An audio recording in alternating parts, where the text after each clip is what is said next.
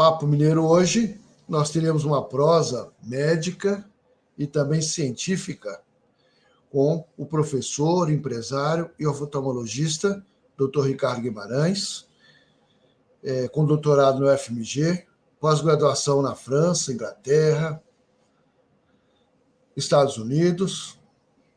Ele é o presidente da Fundação Hospital de Olhos e também é diretor do Laboratório de Pesquisas Aplicadas à Neurovisão. Editor para a América Latina do Ocular News, membro da Sociedade de Cirurgia de Catarata, de Cirurgia Refrativa e do Conselho Brasileiro de Oftalmologista. Também é membro da Academia Americana na mesma ciência.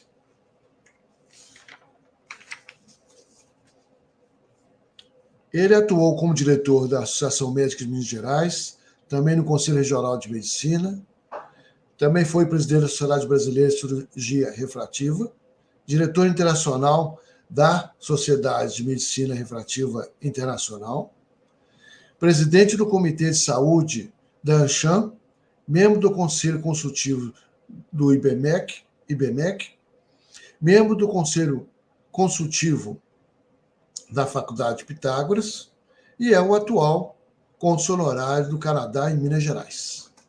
Seja bem-vindo, Dr. Ricardo Guimarães. Obrigado, Hernani. É um prazer estar aí com você novamente. Falávamos há pouco, né, da saudade que sentimos das nossas conversas, então hoje é uma boa oportunidade. Mas, inicialmente, Hernani, eu queria até fazer um reparo aí com você. Esse currículo que você falou agora, ele está um pouco defasado. Eu vou te mandar um currículo atualizado. Ótimo. Muita coisa aí foi mudada, algumas posições foram mudadas.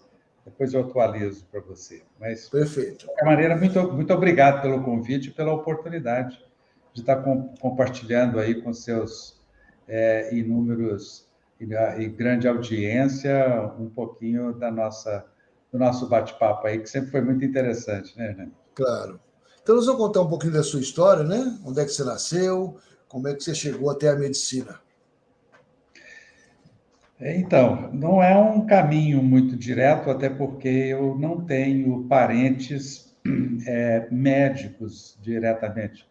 Talvez um ou outro primo em segundo ou terceiro grau, mas na minha família diretamente é uma família do interior. Nós somos de família de Patrocínio, no Triângulo Mineiro, quase todos. Terra do Café? Sempre foi uma boa terra do café. Hoje bem mais, né? Um café de alta qualidade. Mas família de fazendeiros, meu pai era comerciante, e então eu não tinha nunca recebi nenhum estímulo para exercer a medicina. Talvez o único estímulo que tenha me colocado um pouco para ver a beleza da medicina tenha sido um acidente que aconteceu com meu irmão. Meu irmão se queimou com água quente, ele puxou uma panela de água quente no fogão, queimou bem na região do pescoço, e ele teve ali cicatrizes muito profundas que foram cuidadas pelo médico da nossa cidade, o Dr. José Figueiredo, durante praticamente vários meses. O Dr. José ia para fazer essa troca do curativo, e o Dr. José era uma pessoa muito boa, muito empática, e aquilo eu acompanhava os curativos que o Dr. José fazia, de remover aquelas cascas da ferida, fazer o curativo, sempre confortando, sempre orientando. Aquilo provavelmente me tocou um pouco pelo lado da medicina. Mas eu saí de Patrocínio, meu pai mudou-se para Unai. Em Unai, eu estudei durante 2 anos, e depois eu me mudei para Brasília para estudar interno numa escola de agronomia, onde eu fiz o curso técnico de agronomia. E quando eu terminei o que era o equivalente à 4ª série naquela época, aí Brasília já estava um pouco agitado por causa da Revolução, do pós-revolução, e eu havia participado durante a minha época de colégio, em alguns movimentos que me faziam temer retornar a Brasília e aquilo ser enquadrado dentro de algum ato ilegal. Então, me transferi, eu vim para Belo Horizonte, estudar em Belo Horizonte. Mas sem, nesse momento, ter qualquer direcionamento para qualquer curso que a gente pudesse fazer. A medicina era um curso muito difícil, digamos assim, um pouco acima do sonho que uma pessoa com a minha formação pudesse ter, porque meu curso, a minha passagem pelo ginásio e depois pelo que era chamado científico, na época, o segundo grau de hoje, aquilo era insuficiente para eu competir no vestibular. Porém, passo num concurso do colégio universitário, que era uma instituição muito cotada, cotava muito, né, quem passava por ela para aprovação no vestibular, e aquilo ali fez subir a minha vontade de realmente fazer medicina. E eu entrei, consegui ingressar na Federal, fiz a medicina, e quando eu entrei na medicina, eu tinha um sonho de ser pesquisador.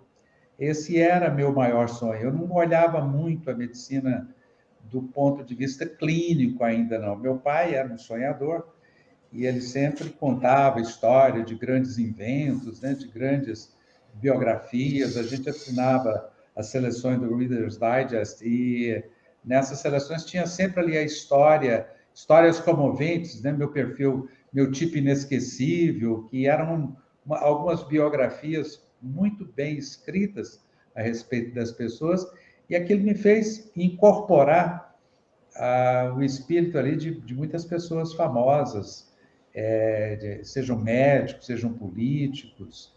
E quando eu entrei na faculdade de medicina, eu já entrei com esse sonho. Eu quero ser pesquisador, eu quero descobrir alguma coisa, eu quero fazer alguma coisa de diferente. E essa preocupação já existia na época do vestibular, porque eu tinha medo de não ser aprovado no primeiro ano de vestibular, porque isso significava um ano que as pessoas já teriam descoberto mais coisa, eu tinha menos coisa para eu descobrir, aí minhas oportunidades iam diminuindo, né? Porque a gente achava naquela época que você ia chegar num ponto em que tudo ia ser descoberto e não ia ter mais nada para ser descoberto, né? Foi uma fase muito pretensiosa da ciência, dizendo que ia descobrir tudo, todos os inventos a serem feitos teriam acabado antes do ano 2000. Bom, passo na medicina, passo logo em sequência num concurso para monitor de cirurgia cardíaca. Então, durante todo o meu período na faculdade, eu me dedico à cirurgia cardíaca, mas quando fui me formar, eu estava muito motivado pelas leituras que faziam de sociologia na época, a Sartre, Simone de Beauvoir, todos aqueles autores que inspiravam muito a psiquiatria da época. Eu resolvo fazer psiquiatria e antes de me formar, eu entrei fiz o curso de psicopatologia e dei alguns plantões de psiquiatria, mas ao cabo de pouco tempo eu vi que aquilo ali, eu tinha pouco relacionamento com os pacientes, era mais medicamentoso do que realmente relacionamento. Eu desisto de psiquiatria e fui trabalhar com o Célio de Castro, onde eu passei com ele 6 meses lá no Hospital Semper, fazendo um pouco de clínica médica e também desanimei. Nessa altura, minha mãe já estava até desanimando, né? Falava, não é possível, você não toma uma decisão, não escolhe nada. Eu resolvo fazer oftalmologia. Eu falei, melhor você ter ficado onde você estava. Você vai ser receitador de óculos agora, pô? Isso não é profissão. Então, aí eu faço oftalmologia e isso fiz muito encantado pelo professor Hilton Rocha, grande figura humana, né? Grande professor, grande médico, grande em tudo. O professor era realmente uma pessoa excepcional e eu fazia uma liderança política na Faculdade de Medicina naquela época e isso me deu a oportunidade de realizar alguns embates com ele, discutindo um pouco a coisa de política. E foi nos vendo em posições opostas que minha admiração por ele aumenta muito. E eu resolvo, então, fazer oftalmologia, até porque oftalmologia tinha doutorado, e se eu fizesse doutorado, eu tinha mais chance de ir para o exterior. Então, eu fiz a oftalmologia, fiz uma especialidade em cirurgia do segmento anterior, defendo minha tese de doutorado bem rápido, caso um ano antes de terminar a residência, e eu e Márcia, então, já era professora da Faculdade de Medicina na época, nós ganhamos uma bolsa de pós-doutorado e fomos para a França, onde passamos 2 anos, um ano em Estrasburgo, um ano em Paris, depois um ano na Inglaterra, e depois eu vou para os Estados Unidos, onde a gente conclui mais um ano na faculdade, na Georgetown University. Isso foi um percurso extremamente importante, e a maneira como nós fizemos, porque nós, antes de irmos para os Estados Unidos, nós fomos primeiro para a Europa, que tem uma medicina socializada, uma medicina feita por hospitais públicos, onde a gente aprende muito sobre doenças, e depois é que fomos para os Estados Unidos, onde a gente foi ter contato aí com uma tecnologia mais avançada. Mas, quando chegamos nos Estados Unidos, a gente já tinha uma visão internacional muito aprofundada, muito sólida, e que permitiu que aqui a gente não tivesse aquele encantamento estúpido, que muitas vezes você sai do Brasil e vai direto para os Estados Unidos e se sente numa Disneylândia de atração de tecnologia, e sai, de uma certa maneira, subornado por aquela aparência de que tecnologia resolve tudo. Nós, quando chegamos nos Estados Unidos, a gente já tinha um conhecimento muito denso de medicina, inclusive até muito mais avançado do que eles, que tinham muita tecnologia, mas não tinham o conhecimento que a gente trouxe da Europa. Então, isso nos tornou muito valiosos para eles. Eu, diretamente, depois de 2 meses, trabalhando com o meu chefe na Georgetown, ele me convidou para trabalhar com ele, continuando fazendo o estágio, mas na clínica particular, onde eu tive mais oportunidades de aprendizado, de um conhecimento não só mais elaborado, mas também convivendo com ele do raciocínio clínico que ele empregava na sua abordagem diagnóstica e terapêutica. E para você ter uma noção da importância dele, o Dr. Michael Lehman, ele era o médico do Reagan. E eu tive a oportunidade, inclusive, de ver o Reagan. A gente não participava do atendimento dele, mas estava ali, né, envolvido na equipe, e a gente só via a coisa acontecer, né, porque tem todo um aparato em volta dele, mas eu testemunhei esses atendimentos que o Reagan usava lente de contato com 3 dioptrias de 3 graus de miopia, e logo depois ele começou a desenvolver uma pequena catarata também, que ele veio a ser operado mais tarde. Então, assim, foi muito rica, e através do LEMP eu fui também para o Instituto Nacional de Saúde, fui para o National Eye Institute, fiz pesquisas que foram muito bem reverenciadas, me colocaram numa posição muito de destaque na literatura médica, e aquilo que eu incorporei junto com ele, de conhecimento, de tecnologia, quando vim para o Brasil, eu tive a oportunidade de trazer para o Brasil uma técnica até então desconhecida. Na realidade, 2, né, que eram a cirurgia da catarata com o implante da lente intraocular e a cirurgia refrativa para correção de graus de miopia e astigmatismo. Obviamente e volto como professor da Faculdade de Medicina, da UFMG, e fico ali me dedicando muito a um trabalho de pesquisa, mas é natural que você, trazendo tanta novidade, você acaba adquirindo uma certa evidência, uma certa notoriedade, que gera um certo ciúme profissional. Então, foi uma questão de tempo. Meu trabalho foi inviabilizado dentro da faculdade, e eu não quis ficar de dublê, fazer medicina privada e faculdade, porque esse é um jogo bom, né? Porque você fica ali como professor e aquilo ali te dá uma notoriedade para você aumentar na clínica particular. mas eu não acreditava que aquilo ferisse os meus princípios, e eu renuncio à faculdade de medicina, renuncio à minha carreira de pesquisador para me transformar em apenas um médico fazendo clínica médica. E fiz aquilo em condições assim muito difíceis, porque eu não tinha realmente recursos, o salário era pequeno, mas eu monto um pequeno consultório na região, minha mãe vai para lá para me ajudar como secretária, eu tinha uma sala de espera de 2 lugares, e começo a fazer uma medicina que é rapidamente reconhecida, e aí meu consultório vai aumentando, e como pesquisador, existe uma diferença muito grande entre o médico e o pesquisador. O médico é geralmente treinado para trabalhar sozinho, ele geralmente está sozinho no consultório, está sozinho no bloco cirúrgico, ele está ali com o paciente, até por uma questão de privacidade, ele acaba não dividindo espaço, e ele é o chefão, ele é que manda, é a secretária, é a enfermeira, todos obedecem, ele acaba desenvolvendo um comportamento bastante egocêntrico. Enquanto o pesquisador, ele é sempre uma pessoa de equipe, porque o pesquisador não trabalha sozinho, ele precisa de equipe.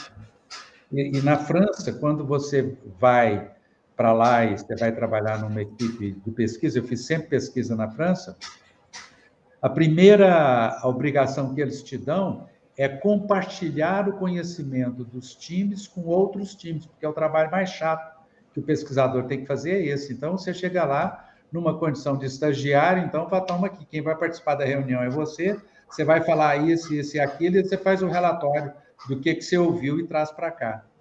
Bom, o que aconteceu? Isso aí me deu uma visão muito ampla dos diversos grupos de pesquisa que trabalhavam na França, assim como estimulou meu aprendizado de francês e a obrigação de escrever relatórios dentro da equipe. Isso foi um grande ganho. Então, só para voltando então na minha vida, quando eu começo a trabalhar, como eu me formei em pesquisa, eu sempre fui um indivíduo voltado para a organização de equipes. E rapidamente minha equipe cresce, eu trago mais médicos para trabalhar comigo. No instante, eu de uma sala passei para 2, passei para 3. Imediatamente eu passo para a locação de uma casa e com menos de 10 anos eu estava construindo o hospital aqui em Nova Lima, na região do Vila da Serra. Quer dizer, foi um crescimento muito grande, muito forte, que aconteceu em pouco tempo, mas explicado por essas razões da maneira como eu encarava a prática médica, e sempre encarei de uma maneira, nunca quis ser médico de elite, eu sempre quis auxiliar e estar presente na vida do maior número de pessoas possível. E essa é um pouco dessa história até a chegada no Brasil, mas só para completar esse percurso para você, faço uma prática muito exitosa, com um renome muito grande também nos Estados Unidos, porque eu contribuí muito para o desenvolvimento de várias áreas da cirurgia oftalmológica. Meu nome ficou muito conhecido nos Estados Unidos e no resto do mundo. Eu sempre ia para os congressos internacionais oferecendo cursos e oferecendo contribuições. Algumas partes de técnica operatória até hoje são usadas no mundo todo, como a cirurgia a laser, onde você não dá sutura na córnea, não faz sutura na córnea. Foi eu que criei essa técnica, fui premiado por ela.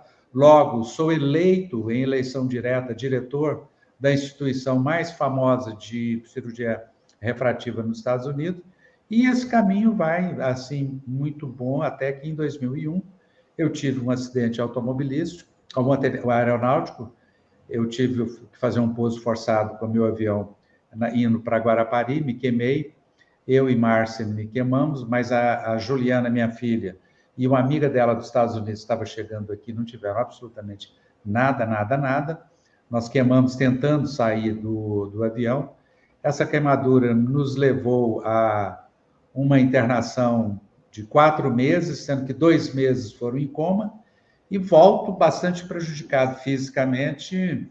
Durante 2 anos eu tive que fazer um processo de reabilitação física muito intenso, mas retorno com a equipe continuando a trabalhar, e aí eu tomo a decisão de me dedicar novamente à pesquisa. Eu volto a estudar alguns temas que me interessavam antes, eu não tinha tempo. Com esses temas, eu propus à Universidade Federal de Minas Gerais criar um laboratório de neurociências, isso foi aprovado em 2008. Nós criamos esse laboratório e hoje é uma das práticas, é uma das ocupações mais importantes de minha parte, que eu passo aí a me dedicar ao estudo de deficiência de aprendizado de crianças na escola, quando relacionado à visão. Aí esse laboratório já produziu hoje mais de 30 teses de mestrado e doutorado, mais de 60 trabalhos científicos reconhecidos internacionalmente. Hoje a gente tem público que vai para Canadá, vai para Inglaterra, Estados Unidos, mas vai para a Palestina, vai para a China, para o Butão. Nós temos uma penetração muito grande, não é uma coisa concentrada em um ou outro país. Então, hoje nós estudamos visão.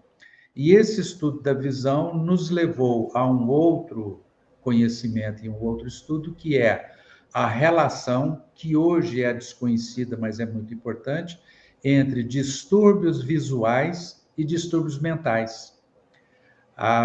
Eu tinha feito uma formação em psiquiatria inicialmente, isso me facilitou muito a abordagem desses dois temas. Então, nosso laboratório hoje está trabalhando com déficits visuais, mas muito voltado para a aprendizagem e para a correlação com distúrbios mentais. A gente espera que até nesses próximos 2 ou 3 anos, a gente já faz isso em pesquisa, mas nós queremos fazer em clínica, você pegar uma pessoa que não tem nenhum sinal de distúrbio mental e, através da visão, você fazer uma predição de que ela tenha ou que ela terá um distúrbio visual, que é um distúrbio mental. Estamos falando de esquizofrenia, de autismo, de mania, mas nós estamos falando também de outras condições que são o déficit de atenção, a dislexia, que hoje são colocados no mesmo espectro.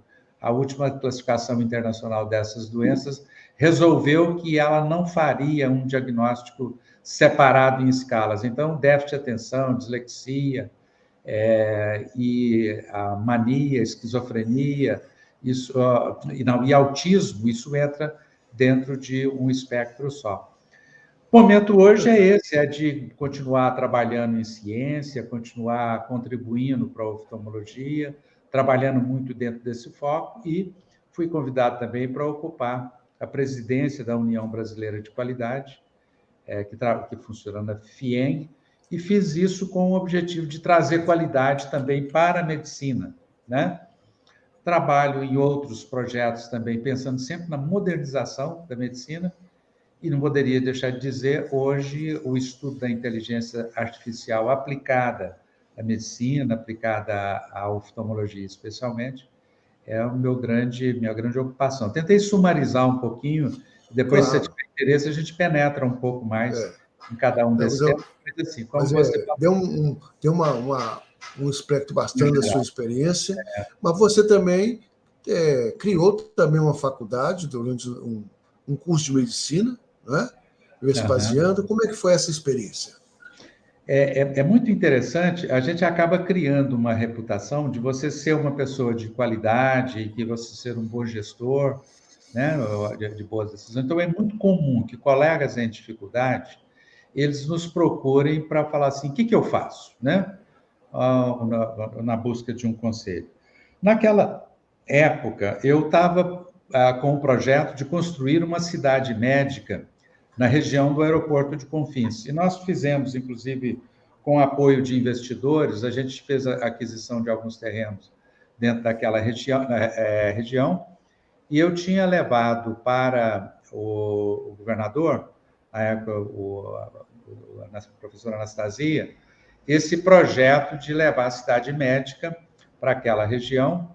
Não estava pedindo terreno, não estava querendo nenhuma benesse, apenas queria que aquilo fosse integrado dentro do projeto de construção da Aerotrópolis. E no projeto, a gente tinha 3 dimensões. Uma era criar efetivamente a cidade médica, composta de hospitais e clínicas voltadas para a área da saúde. Tinha um projeto imobiliário, que é o que atraiu os investidores para nos ajudar a fazer esse investimento. E para criar essa cidade médica, eu tinha necessidade de ter ensino. Eu precisava de uma faculdade de medicina que quisesse se deslocar para a região e dali a ser a instituição formadora do conhecimento na região. E houve, por coincidência, aquela faculdade que estava em Vespasiano, a FASE, ela passava, na época, por grandes dificuldades, inclusive já com conflito com o MEC, já com ordem de fechamento, e o pessoal me procurou também, falando, me ajuda, nos ajude aí, vamos ver o que a gente pode fazer. Eu fui fazendo uma orientação, mas chegou num determinado momento que as dificuldades da faculdade eram tão grandes que eles não conseguiam nem mesmo fazer uma venda segura para um grupo investidor. Então, eles me ofereceram a faculdade praticamente sem nenhum pagamento, que eu pudesse pagar daí a 5 anos, se eu conseguisse recuperar a faculdade.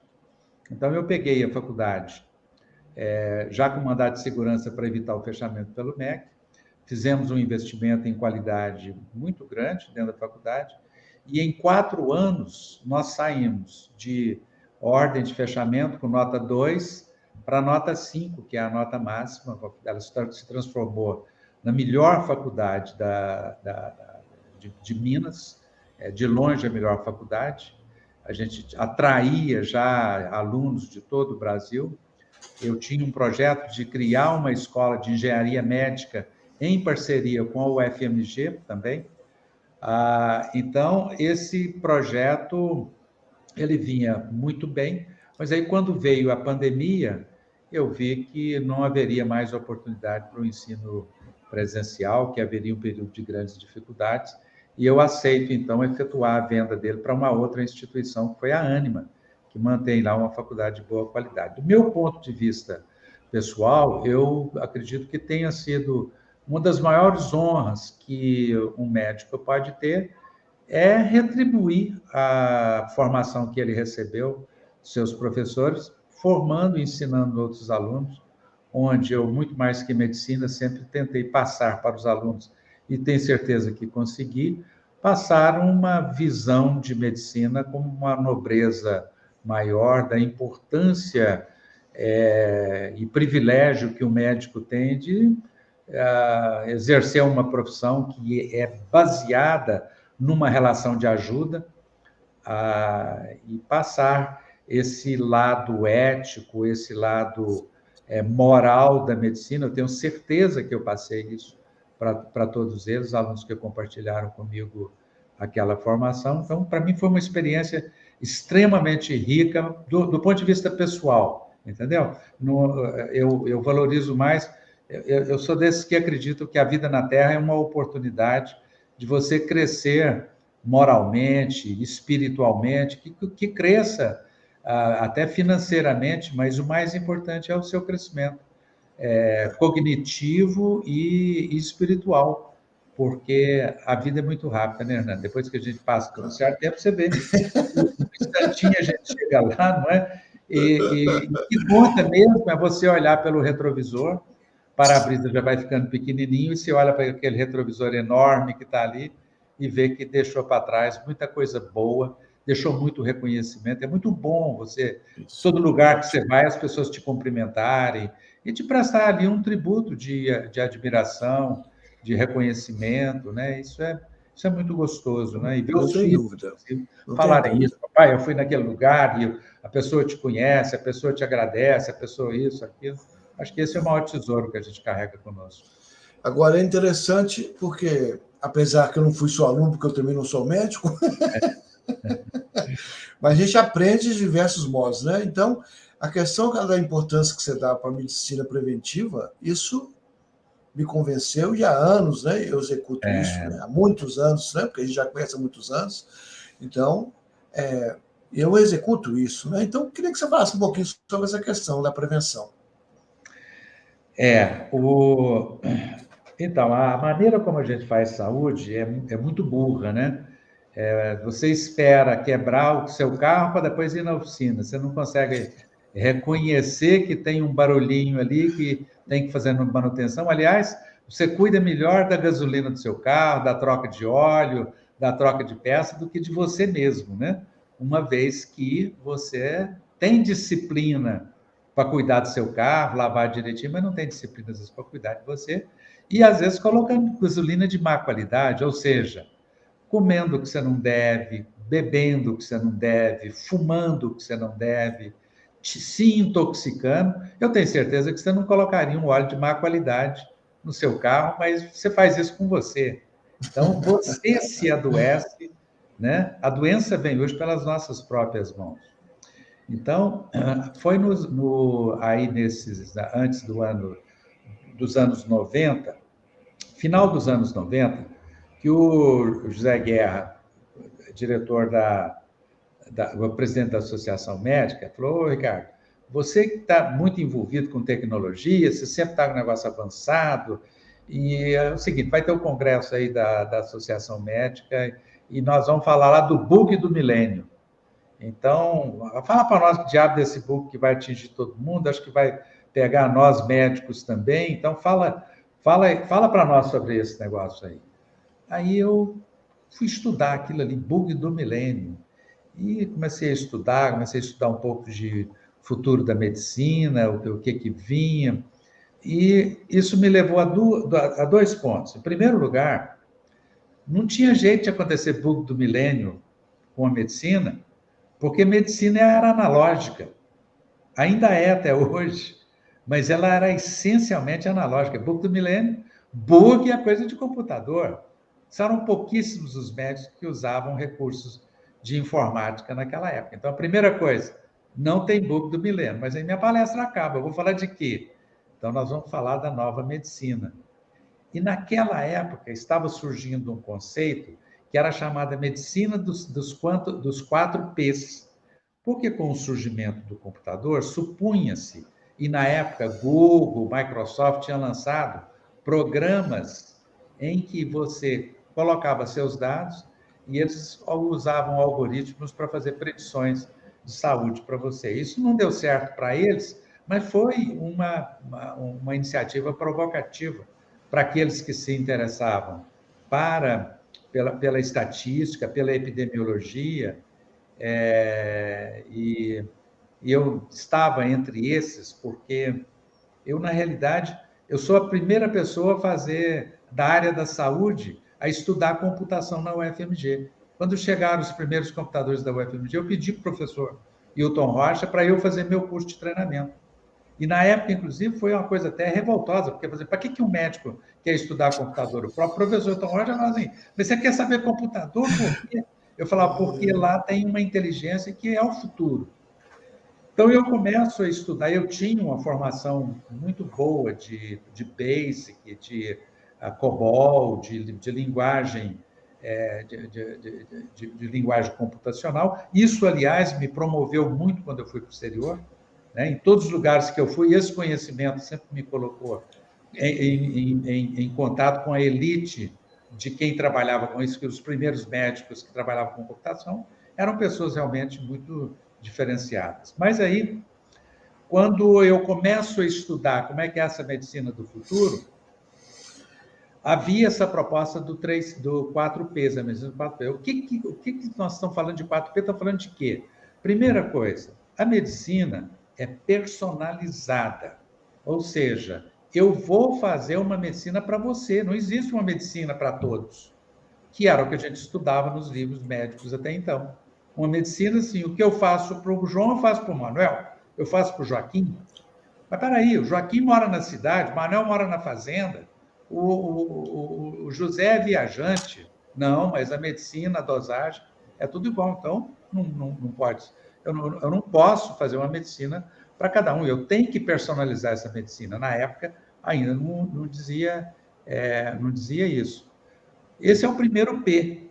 O segundo P era o P da medicina preditiva. Então, eu vou pegar seus dados, eu vou alimentar um banco de dados e vou criar um algoritmo para, com os seus dados, eu fazer uma predição do que pode acontecer com você e vou levar em consideração sua genética, vou levar em consideração as doenças que você já teve, as vacinações que você já teve, as doenças do seu pai, a doença do seu meio ambiente, e vou falar, Hernani, a sua chance maior de ter doença é a doença cardíaca, ou é a doença pulmonar, ou é isso, aquilo.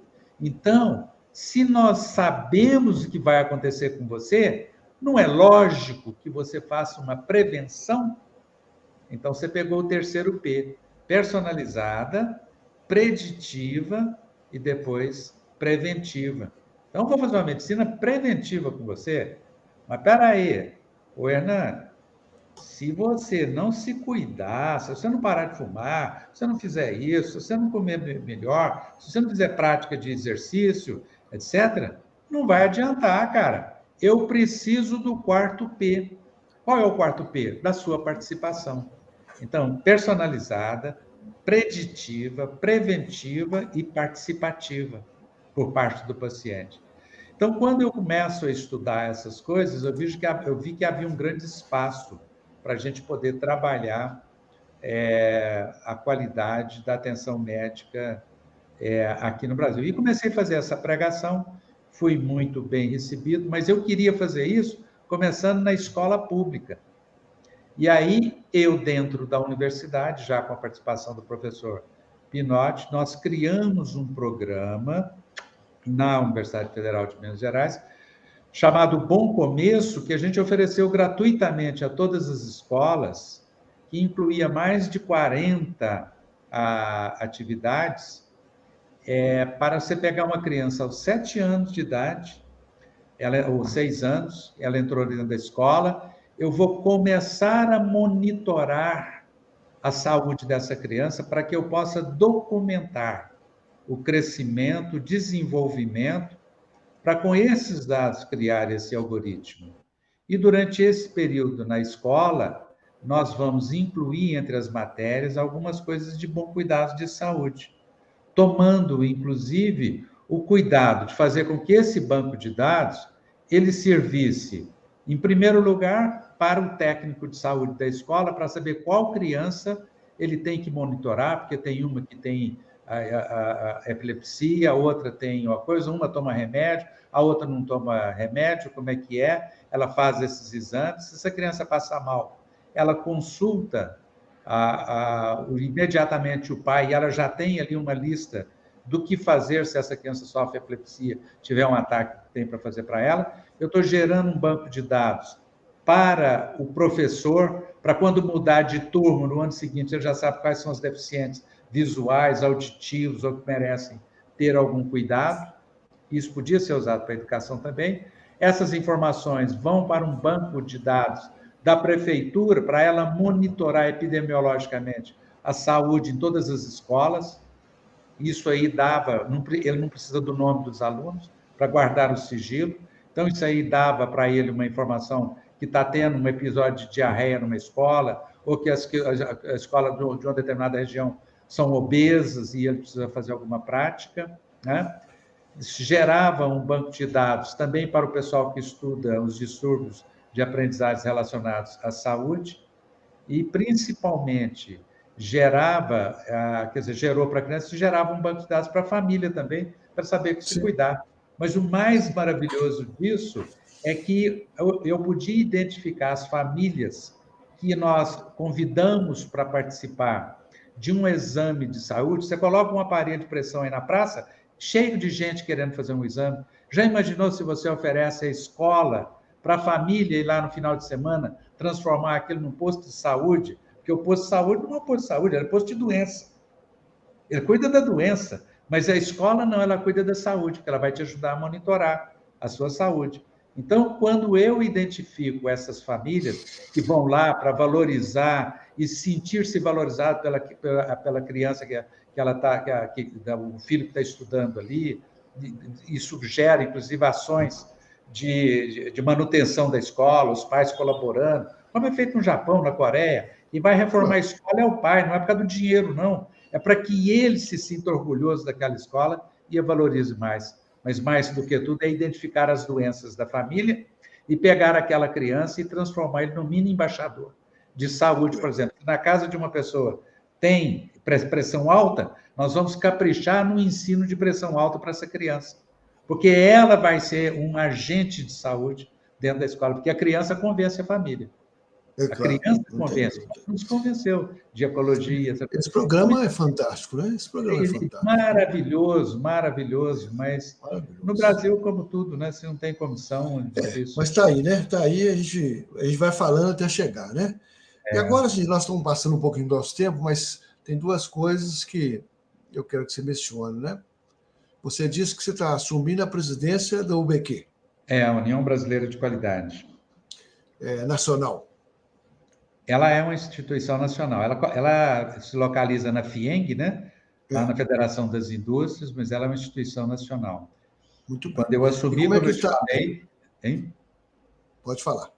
E quando eu assumi, eu falei, não, eu assumo, mas nós temos que colocar saúde. A indústria da saúde tem que entrar na faculdade. Então, eu já comecei com 2 programas de melhoria de qualidade em instituições de saúde, onde entraram grandes instituições em Minas Gerais, e eu estou agora promovendo um programa de promoção da saúde mental nas empresas.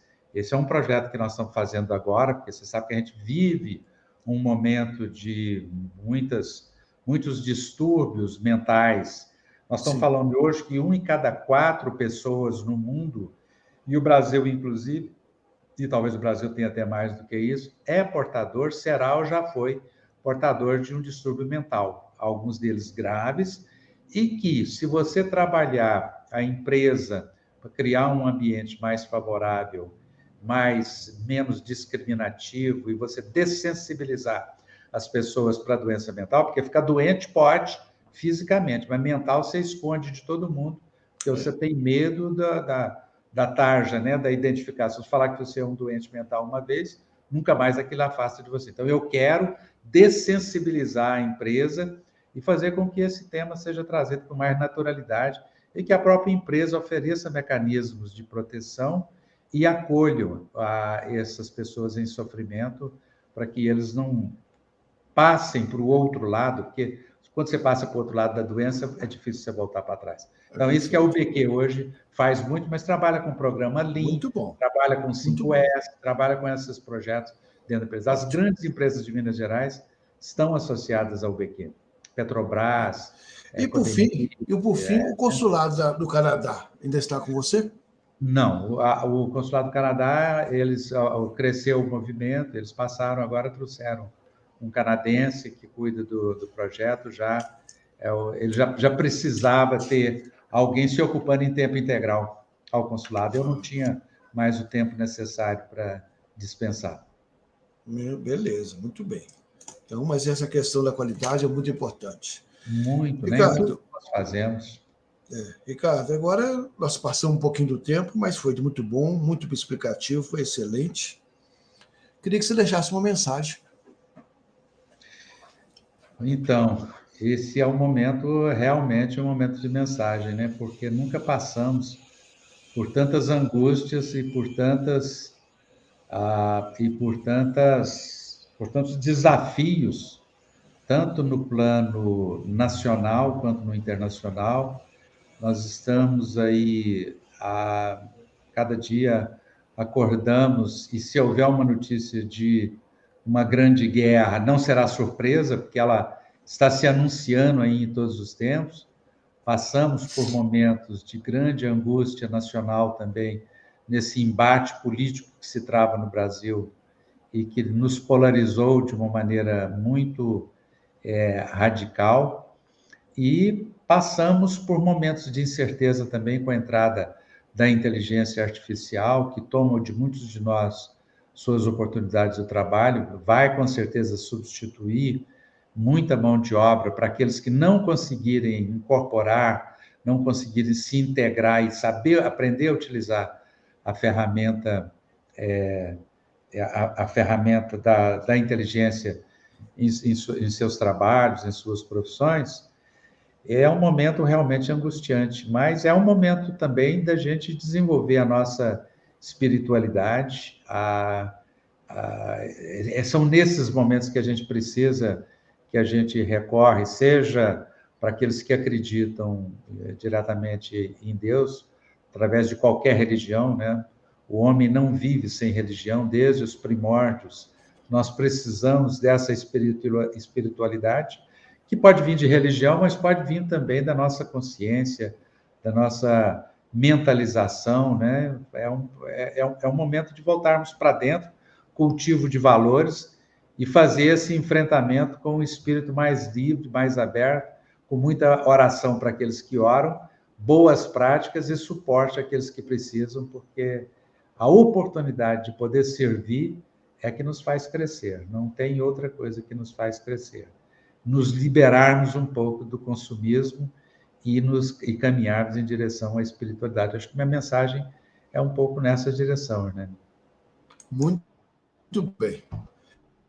Obrigado, né? Muito obrigado. Foi uma boa inspiração para muita gente. Então, essa questão da qualidade da saúde, isso vai dar o que falar. Eu agradeço a oportunidade de compartilhar aí com você e te convidar também para você não só participar, como você também nos ajudar a divulgar o nosso programa de promoção da saúde mental. Ótimo. Depois eu quero saber mais para a gente divulgar isso. Muito importante. Ok.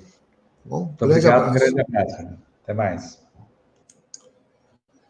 Tivemos aí uma aula, uma conferência, né, sobre a questão da medicina, da ciência, da saúde mental e da saúde ocular.